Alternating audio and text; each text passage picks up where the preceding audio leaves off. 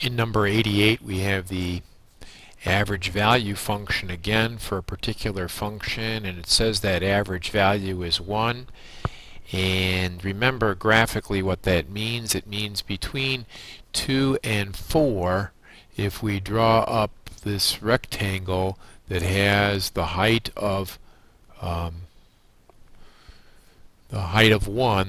this being the average value, that the area of that rectangle has to be equal to the area under the curve. Well, clearly there's very little here that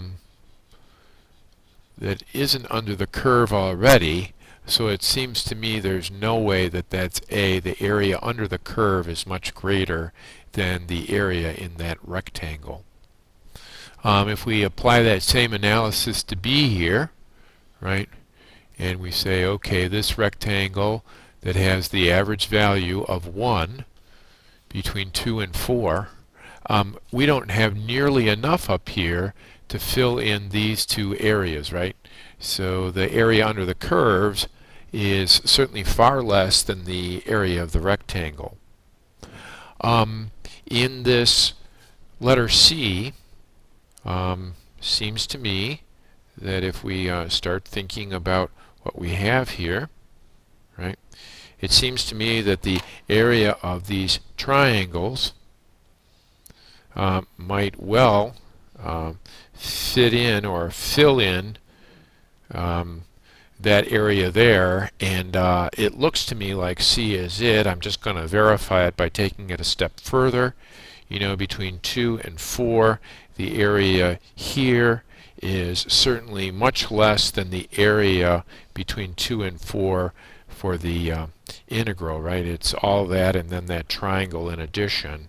And then this one between 2 and 4, this is the area, this is the average.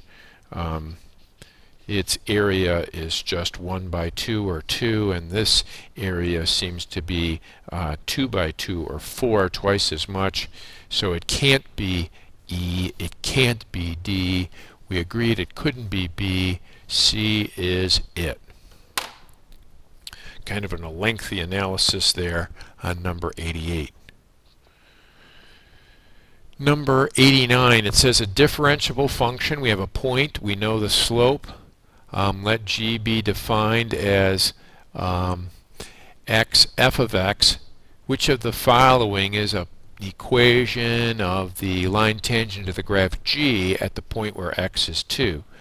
Well, first of all, G of 2 is something we can figure because we know that f of 2 is 3.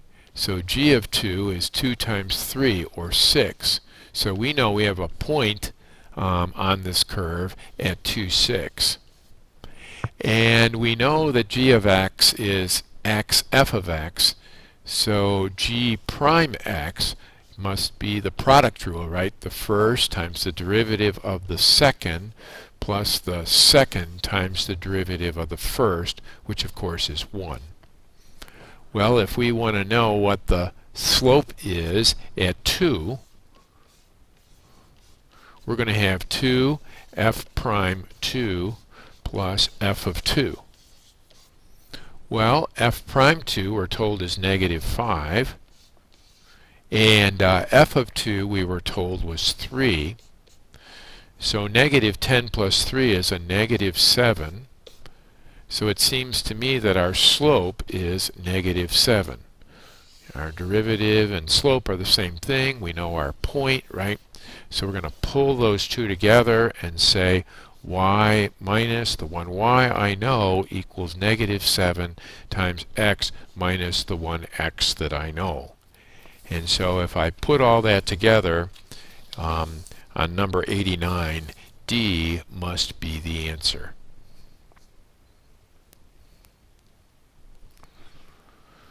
Number 90, we're given some data. We're told that on the closed interval the function has a positive first derivative and a negative second derivative. In other words, positive first derivative means that it must increase. As x increases, the function must increase. but we have a negative second derivative, so it must mean that it's increasing at a decreasing rate. You know, here's a curve that's increasing at a decreasing rate. Here's a curve that's increasing at an increasing rate. Well, we don't have curves or pictures, we've got data. And it seems to me that if we begin examining it, here's x going up, right, increasing, but the f of x is decreasing, right?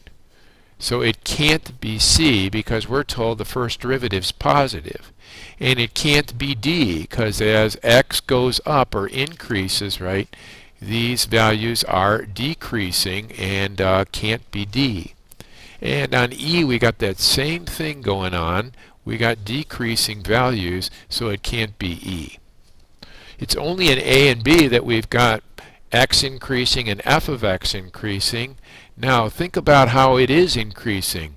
This is increasing by 2, this is increasing by 3, this is increasing by 4. It seems to me that that's increasing at an increasing rate, and that's not what we want. So it must be b. Let's check it. Here we have an increase of 4. Here we have an increase of 3. Here we have an increase of 2. It's certainly increasing, but at a decreasing rate. B is what we want.